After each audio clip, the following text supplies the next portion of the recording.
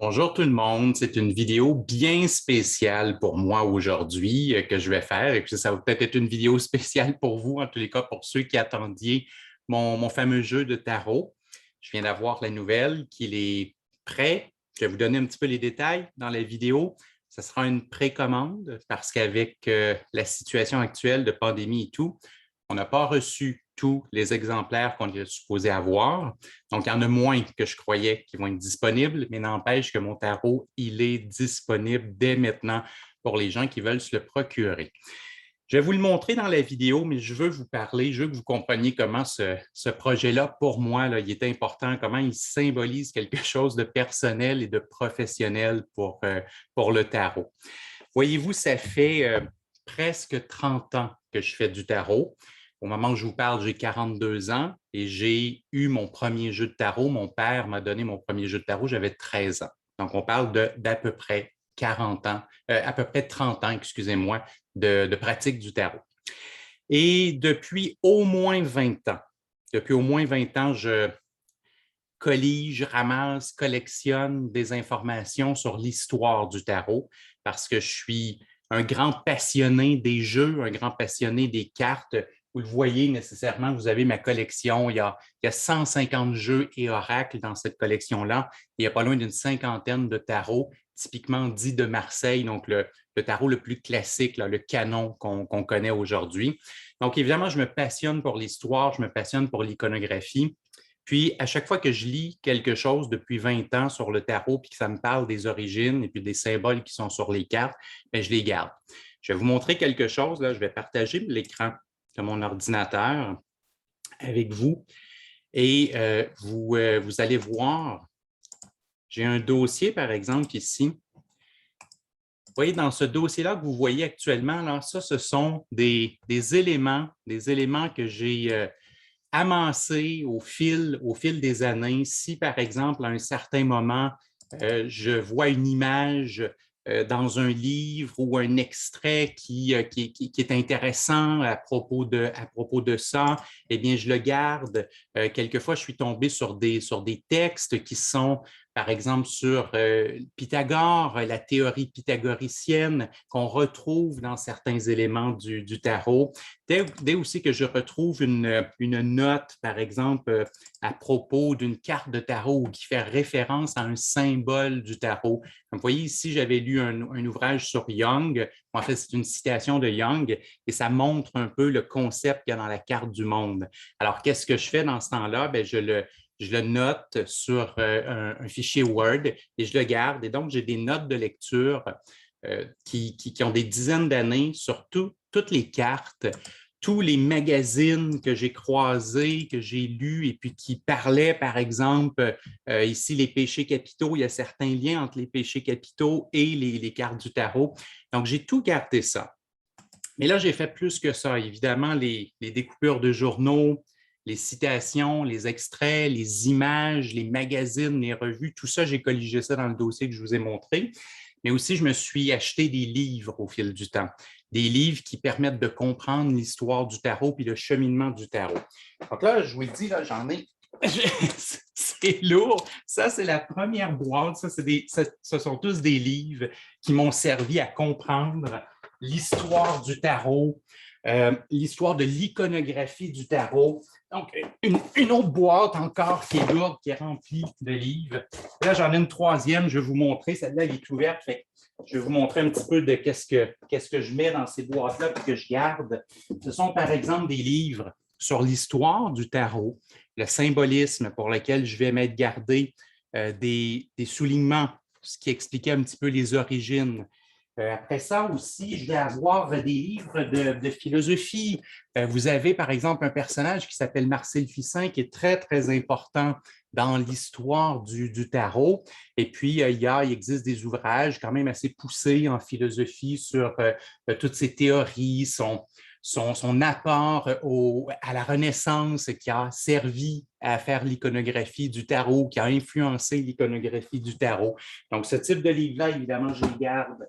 Après, il y a toutes sortes de livres aussi qui vont porter sur des sujets qui ne sont pas directement le tarot, mais qu'on retrouve dans le tarot. Comme par exemple, vous avez des textes ésotériques, des rosicruciens, Vous avez des textes sur l'alchimie. L'alchimie, elle est importante. Alors, j'ai une certaine collection de livres de vulgarisation sur l'hermétisme, sur l'alchimie, sur le néoplatonisme, tout ce qui a influencé l'iconographie du tarot, donc je le garde. Et puis après ça, ben, il y a aussi tout simplement des livres d'art. C'est-à-dire que c'est intéressant d'étudier ce qui se peignait à l'époque du tarot parce que souvent, il y a des codes qu'on retrouve dans les peintures de la Renaissance qui se retrouvent par exemple dans le tarot. Un exemple, si vous allez par exemple à Paris au Louvre et que vous allez voir la collection italienne de la Renaissance, vous allez voir beaucoup de peintures de la Vierge Marie et elle est toujours peinte à une certaine période en Italie avec un intérieur vêtement rouge et un extérieur vêtement bleu. Et ça, c'était un code pour la virginité qui va accoucher d'un enfant. Et on retrouve ce code-là dans la papesse, dans le tarot. Donc, il y a un peu ce côté virginal aussi dans la papesse, dans le tarot. Alors, ça, c'est ça les livres. Je veux dire, c'est l'histoire du tarot, c'est l'histoire de l'ésotérisme, c'est l'histoire du néoplatonisme, c'est l'histoire de la philosophie, c'est l'histoire de l'art, tout ce que j'ai pu amasser pendant 20 ans qui m'a permis de reculer toujours un peu plus vers les origines du tarot, vers le tarot originel, vers les cartes des premiers temps et les gens qui les ont créées et les raisons qui les ont créées. Et c'est ça qui a fait qu'après 20 ans, à un certain moment, je me disais, je veux faire un tarot. Je veux faire un tarot qui synthétise toutes ces recherches. Je veux faire un tarot qui synthétise toutes les connaissances que j'ai accumulées, toutes les découvertes que j'ai faites et qui vont permettre d'avoir un tarot le plus possible semblable à celui des origines. Si vous connaissez un peu le Marseille, ben, les anciens, c'est celui qu'on appelle le tarot de Marseille de type 1. Alors nécessairement, le tarot ben, va ressembler à celui du type 1. Et là, j'y ai ajouté justement tout ce que j'ai été chercher au fil du temps. Et je voulais tenter de faire un peu ce qu'on pourrait appeler une restauration du tarot, même si je trouve que le terme n'est pas tout à fait le bon. Je pense que c'est plutôt une idée de revenir aux origines du tarot plutôt que de le restaurer. Donc, j'avais envie de ce retour aux origines. Et il y a quelques années, j'étais prêt, j'avais la matière, j'avais acquis les connaissances, j'avais les boîtes, les documents, tout ce que je vous ai montré. Et là, j'étais prêt, mais je ne sais pas dessiner. Et je me disais, qu'est-ce que je fais? Est-ce que j'apprends? Est-ce que j'apprends à dessiner et je dessine moi-même le tarot? Et j'avais mis ça un peu sur la glace. Et à un certain moment, il y a, je crois, 3 ans environ, il y a une étudiante qui s'appelle Geneviève Chabot. Elle s'inscrit à mon cours. Elle fait toute la formation, tarot niveau 1, 2 et 3. Elle est très talentueuse, elle est très douée. Premièrement, quand Geneviève est arrivée dans mon cours, elle avait déjà de l'expérience du tarot. Elle faisait déjà des consultations de temps en temps pour le tarot dans des événements spéciaux. Donc, elle venait surtout chercher ma méthode, mais elle connaissait le tarot, elle avait déjà de l'expérience. Et au fil du temps, j'apprends à la connaître et je me rends compte que non seulement elle a déjà de l'expérience en tarot, de deux, elle vient chercher toute ma méthode, donc évidemment, elle comprend très bien mon langage. Après, je me rends compte qu'elle dessine. Elle avait déjà dessiné des cartes du tarot pour le plaisir, pour ses événements spéciaux. Elle fait des dessins de type médiévaux, ce qui est absolument extraordinaire parce que son style étant déjà à la base un style médiéval, ça va dans le sens du tarot. Et elle me propose à un certain moment de me dire, Sébastien, je t'ai entendu nous parler de tes recherches, de tes documents, de tes fameuses boîtes avec les livres et tout ce que tu as ramassé. Moi, j'ai de l'expérience. Je suis graphiste. J'ai déjà dessiné des cartes du tarot pour le plaisir. Bien, je veux le faire cette fois-ci, mais professionnellement, si on veut, dans le sens, je veux qu'on publie ton tarot. Je veux qu'on publie ton tarot des origines. Alors, a commencé un travail qui a duré, il faudrait vérifier avec Geneviève, mais je crois presque 2 ans, plus d'une année en tous les cas, durant lesquels Geneviève a travaillé sur des esquisses. Je lui ai montré de vieux jeux de tarot. Je lui ai demandé de me refaire un peu le graphisme pour l'épurer, pour enlever les défauts d'impression, d'usure, du manque de technologie aussi à l'époque, parce qu'évidemment, ils avaient une technologie qui était plus rudimentaire que la nôtre. Et là, Geneviève commence à me montrer des esquisses et je fais « wow ».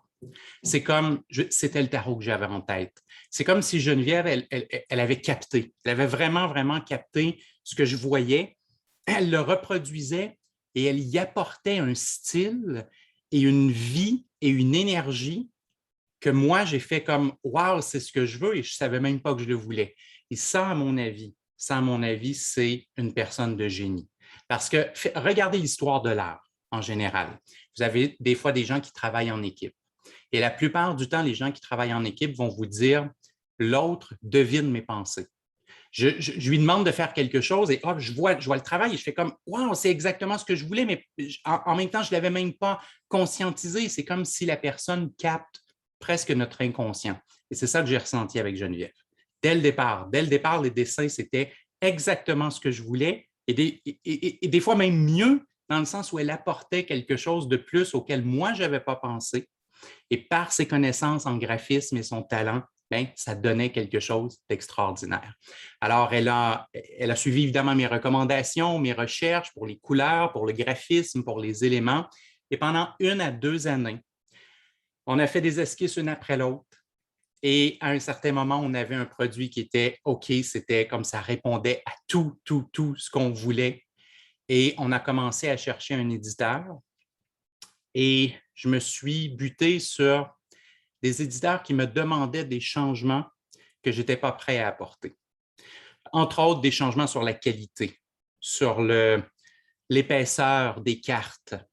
Je veux des vraies cartes de tarot à l'ancienne. Ce sont des cartes qui doivent être épaisses. Ce sont des cartes qui doivent être durables. Je n'étais pas prêt à accepter qu'un éditeur, pour économiser quelques dollars, me sorte des cartes très molles, très modernes, qui s'usent et qui, au bout de quelques années, perdent déjà de leur intensité. Donc, j'avais un certain nombre de critères et je ne le trouvais pas. Et un jour, Geneviève me fait comme une deuxième surprise, après m'avoir surpris par son talent, sa capacité à faire exactement le tarot que je voulais aller chercher. Et Geneviève me dit, j'ai déjà une compagnie de graphisme avec ma sœur, donc on produit déjà des choses, on est déjà en affaires, c'est nous qui allons t'éditer. On va devenir ton éditeur. Donc, Geneviève est devenue ma patronne, elle est devenue mon éditrice et elle a fait fabriquer par elle-même les jeux. Elle les a fait imprimer, etc. Elle s'est occupée de superviser, autrement dit, l'usine et les travaux. J'ai continué de jeter un coup d'œil, évidemment, parce que Geneviève me dit toujours, est-ce que tu es content? Est-ce que ça te satisfait? Alors, l'usine a envoyé des démos. Et là, on a accepté il y a quelques mois. Et là, Geneviève m'a écrit pour me dire qu'enfin, elle avait reçu les exemplaires finaux, prêts à la vente dans leur boîtier. Alors, la seule chose, c'est qu'on devait avoir 1000 exemplaires. Et là, il y a toutes sortes d'histoires. Vous savez, avec la pandémie, le transport, le manque de main-d'œuvre. Bon, on se retrouve avec 400 exemplaires au lieu de 1000. Les 600 autres vont suivre. On nous dit dans quelques mois. Alors, est-ce que ça sera à la fin de l'année ou au début de l'année suivante? Ce n'est pas clair encore. Éventuellement, les 600 autres exemplaires vont suivre, mais pour l'instant, il y en a seulement 400. Alors, je ne sais pas s'il y en a assez pour tout le monde. C'est possible que les 400 partent dans les prochaines semaines. Je vous avoue que je n'ai aucune idée. C'est la première fois que j'ai un jeu de tarot à moi. Mais tout ça pour vous dire que vous pouvez, je vais mettre le lien en dessous ou au-dessus de la vidéo, là, selon l'endroit où vous la visionnez. Je vais mettre le lien du site Web sur lequel vous pouvez aller pour passer des commandes si ça vous intéresse. Moi, en attendant, je vous ai tout expliqué l'histoire de la conception. Et puis, je vais vous le montrer parce que j'avais la chance d'avoir reçu il y a peut-être 2 mois environ, l'usine d'impression m'avait envoyé à moi et à Geneviève un démo pour qu'on puisse l'approuver, pour qu'on puisse dire oui, on est complètement satisfait de ça. Alors voilà, le tarot, je l'ai appelé le tarot retrouvé après m'être questionné pendant longtemps sur le nom. Est-ce qu'on dit un tarot restauré? Est-ce qu'on dit le tarot de Sébastien Michel? J'étais mal à l'aise avec les deux. Comme je vous ai dit, ce n'est pas vraiment une restauration, puisque ce n'est pas ça. Une restauration en art, ça veut dire qu'on prend quelque chose qui existe déjà et on le nettoie, on le ramène à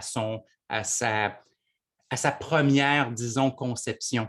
Mais là, ici, c'est une réinterprétation du tarot en fonction des recherches historiques qui sont faites. Alors, restaurer me dérangeait. Le tarot de Sébastien Michel me dérangeait encore plus. Ce n'est pas mon tarot, je n'ai pas décidé de mettre n'importe quel symbole, celui qui me plaisait ou celui qui ne me plaisait pas. En fait, je dois même vous avouer que dans les prochains mois, je ferai des vidéos sur chacune des cartes. Et il y a carrément des cartes qui m'ont bousculé un peu parce qu'il y a des cartes qui n'ont pas certains symboles que moi j'utilisais. Et il y a d'autres cartes qui ont des symboles et des couleurs que moi je n'utilisais pas. Donc, le tarot, ce n'est pas le mien. Si ça avait été le mien, là, j'aurais mis toutes les couleurs que je voulais, puis j'aurais mis juste les détails qui faisaient mon affaire, juste les symboles qui faisaient mon affaire. Mais ce n'était pas ça le but. Le but, c'était de vous ramener un tarot des origines, un tarot de Marseille de type 1 qui ressemble le plus possible à celui que vous auriez trouvé si vous aviez été entre 1480 et 1650. J'expliquerai dans des vidéos ultérieures pourquoi je donne une très, très longue période. Si je dis juste 1480, j'ai des historiens qui vont me tomber sur la tête en 30 secondes. Alors, entre 1480 et 1650, je m'expliquerai sur ça dans d'autres vidéos plus tard. Et donc, je voulais que vous ayez le vrai tarot, le tarot des origines, le tarot des débuts. Et pour moi, c'était ça, c'était plus important que ce soit mes symboles et mes couleurs. Donc, c'est pour ça que ce n'est pas le tarot de Sébastien Michel, c'est vraiment le tarot de Marseille des origines. Alors, un jour, j'ai eu cette idée du tarot retrouvé. J'ai eu presque cette image dans un rêve d'un jeu de tarot qui était enseveli dans un château italien de la Renaissance. Et tout d'un coup, il y a du vent et une pleine lune. Et le vent balaie la terre et le sable, et il y a un tarot qui est révélé. Et c'est ça que j'ai rêvé, c'est l'image que j'ai eue en tête, et c'est ça qui m'a inspiré le tarot retrouvé, et aussi le graphisme. Vous voyez, la boîte, c'est effectivement une carte qui est enterrée dans le sable. Même chose pour le dos. Donc, le dos, c'est une carte qui est enterrée dans le sable, et le vent est en train de la découvrir. Alors, j'ai allié les faits de l'histoire à cette légende à laquelle j'ai rêvé, et que je trouvais tellement poétique et tellement magnifique. Je l'ai même fait mettre sur une carte que j'ai dédicacée pour que vous ayez la mention un peu du type de recherche qui a été fait et que vous ayez la dédicace. Alors, je vous la lis. C'est écrit « Une légende empreinte de mystère et de magie existe à propos de ce tarot. Il aurait été la création des occultistes de la Renaissance. Il cumulerait les connaissances de l'Égypte ancienne, des philosophes grecs, de l'hermétisme et de la chrétienté. Il serait même constitué d'images magiques. L'Église aurait tenté de le détruire, mais un exemplaire aurait survécu et voyagé clandestinement de Florence à Lyon. Au départ en tant que jeu de société, par la suite en tant que jeu spirituel. Son premier nom aurait été Tarot de Marseille, en hommage à son créateur, mais les distorsions du langage l'auraient progressivement rebaptisé Tarot de Marseille. Il est dit que la nuit, dans des châteaux de Florence, on peut apercevoir la transparence de personnages fantomatiques qui le manipulent. Aussi, à chaque lune bleue, tombant le jour des morts, le vent balaie la terre sèche de ces lieux sacrés et révèle un exemplaire intact de ce tarot, avant de l'ensevelir à nouveau pour des décennies à venir. C'est la légende du tarot retrouvé. Alors, c'est cette fusion et cumul entre les faits historiques, la légende, mon interprétation, mes propres recherches, qui donne ce tarot des origines, ce tarot retrouvé. Alors, le voici. Lorsque vous le manipulerez, ça ne se voit pas beaucoup, évidemment, à l'écran, mais vous allez voir l'épaisseur, la qualité de l'impression. C'est vraiment, vraiment un tarot qui est d'une qualité que l'on ne retrouve plus dans le commercial. Si vous achetez des tarots commerciaux, presque plus aucun éditeur ne fait ça parce que le coût est trop dispendieux pour l'impression. Alors voilà, vous avez le tarot retrouvé. Il est maintenant disponible. 400 exemplaires, en tous les cas, sont disponibles un peu en formule précommande. Et dans quelques mois, je serai avisé quand les 600 autres exemplaires seront rendus et je le redonnerai à ce moment-là, tout dépendant là, à quel moment en fait, j'en ferai l'annonce sur les réseaux sociaux. Et voilà ce fameux tarot que je trouve magnifique, que moi j'ai eu la chance de commencer à utiliser depuis quelques mois à cause de ce fameux démo que l'usine nous avait apporté et que maintenant, bien, vous pouvez aussi utiliser pour vos propres tirages ou pour votre propre collection.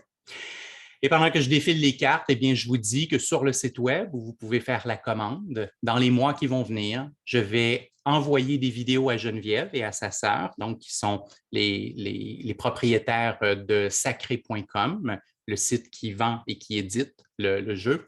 Et donc, je vais leur envoyer des vidéos qui vont un peu répertorier le type de recherche que j'ai fait, les décisions pour les détails, pour les couleurs. Alors, progressivement, au fil des mois, je vais expliquer ce jeu de tarot. Ça servira à la fois de présentation historique et factuelle du tarot, et ça servira aussi d'un espèce de manuel d'instruction virtuel. Alors, plutôt que d'avoir un bout de papier avec 3 mots-clés sur chacune des cartes et que finalement le manuel ne sert pas à grand-chose, je prends plutôt le pari que je vais vous faire des vidéos qui seront gratuites, qui seront beaucoup plus détaillées, dans lesquelles vous allez retrouver l'équivalent de dizaines et de dizaines de pages et vous aurez de quoi interpréter ce jeu de tarot, comprendre d'où il vient, comprendre les motifs qui m'ont amené, qui ont amené Geneviève à le dessiner tel qu'il est là. Alors voilà, c'est le tarot retrouvé. J'espère que vous l'aimez, j'espère que vous l'aimerez, j'espère que vous aimerez son utilisation. Pour moi, c'est quelque chose qui est très, très, très important, spécial. Je vous avoue que je ne trouve pas vraiment les mots pour le décrire parce qu'au fond, je tiens dans ma main les 30 dernières années de ma vie. Alors, ce n'est pas rien, hein? C'est comme si au bout de 30 ans, bien, je vais avoir produit cet élément. Alors, il y a mes livres, il y a mes cours, il y a mes étudiants dont je suis tellement fier parce que j'ai des dizaines et des dizaines d'étudiants qui font de la consultation professionnelle. Alors, je regarde ça, je vois les étudiants qui vont et qui pratiquent le tarot, je vois mes livres. J'ai 6 best-sellers sur Amazon depuis 2 ans. Je ne peux pas savoir comment je trouve ça extraordinaire, comment je n'aurais jamais pensé ça. J'ai beaucoup, beaucoup de gratitude pour vous à la maison qui aimez ce que je fais en tarot. Parce que c'est rare d'avoir des best-sellers sur le tarot. Et puis, et voilà. Et là, j'ai le jeu et je me dis, c'est comme si je venais de compléter un cycle. C'est comme si je venais de compléter 30 ans. J'espère être encore vivant pour longtemps, mais s'il m'advenait quoi que ce soit, soyons réalistes, ce n'est pas morbide ce que je dis, c'est la vie, c'est comme ça. S'il m'arrivait quoi que ce soit, j'ai sincèrement l'impression qu'avec les livres, les cours, les formations, les étudiants et maintenant ce jeu, j'ai fait ce que j'avais à accomplir pour le tarot en tous les cas. Et maintenant, je vais avoir le plaisir pour de nombreuses années et pour de nombreuses décennies, parce que je suis positif toujours, même si je suis réaliste. Et donc, pour plusieurs décennies, je vais avoir le plaisir maintenant d'enseigner ce tarot, avec ce tarot-là en particulier, et de former des étudiants au tarot avec ces images, ces couleurs, ces détails, ces éléments et de donner des conférences et potentiellement d'écrire des livres, produire les vidéos, etc. Alors voilà, j'ai complété 30 ans et maintenant, c'est 30 prochaines années qui s'ouvrent où je pourrais parler de cet objet que je trouve vraiment magnifique, le tarot à retrouver. J'espère que vous l'apprécierez autant que moi. C'est un objet qui est sacré et qui est magique pour moi. J'espère qu'il vous apportera à vous aussi le côté sacré et magique à votre pratique du tarot. Au revoir tout le monde et à la prochaine!